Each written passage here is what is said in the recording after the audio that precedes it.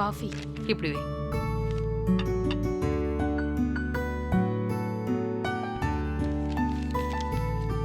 அப்பா, ஒரே tired.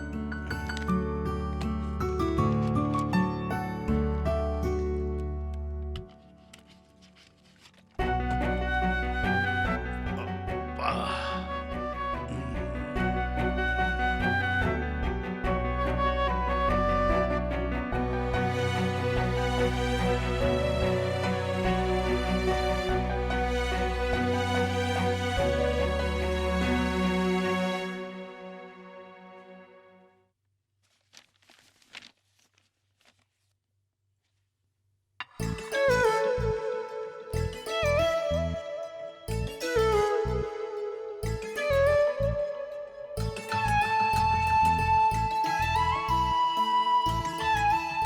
நான் இல்லாம நீங்க பழகுனா நீங்க இல்லாம நாங்களும் பழகிக்கிறோம். சரி. இல்ல இருக்கட்டும்.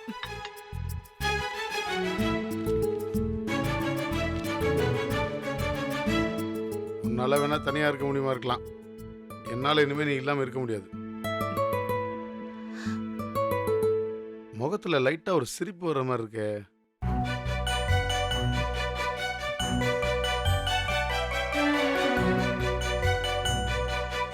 வீட்டில் டெய்லி 10-15 போய் சொல்றவங்களாம் சந்தோஷமா இருக்கான்.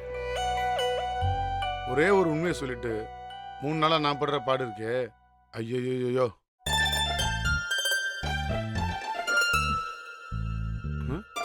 அப்பாடா சிரிச்சிட்டாப்பா. டயர்டு போச்சு, தலைவலி போச்சு, எல்லாம் போயிடுச்சு. ரேவதி, உங்ககிட்ட ஒன்று சொல்லணும்னு நினைச்சேன். இன்னைக்கு ரேவதி கார்த்திக் நம்ம கடைக்கு வந்திருந்தாங்க. இன்னைக்குன்னு இல்லை, 2 பேரும் அடிக்கடி அங்கே வராங்க. நானும் கவனிச்சுட்டு தான் இருக்கேன். அவங்க 2 பேருக்குள்ள ஏதோ ஒன்று இருக்கு. இல்லை, ஒரு அன்பு இருக்குன்னு சொல்ல வந்தேன். நீ கவனிச்சிருக்கியா?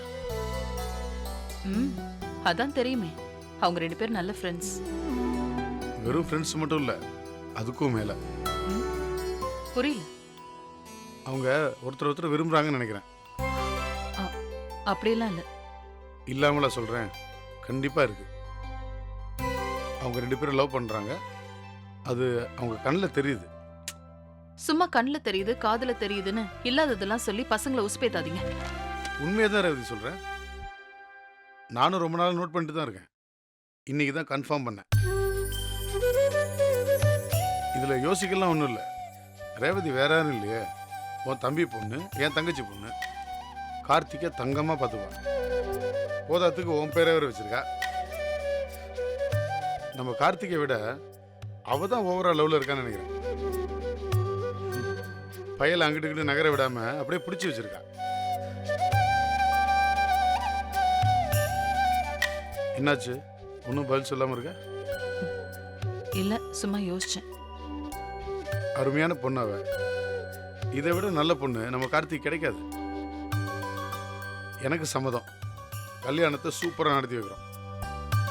ஹலோ, உங்க சம்மதம் எதுக்கு? அதை இப்ப யார் கேட்டா? என்ன ரேவதி, அநியாயமா பேசுற? அப்பா சம்மதம் இல்லாம புள்ள கல்யாணம் எப்படி நடக்கும்?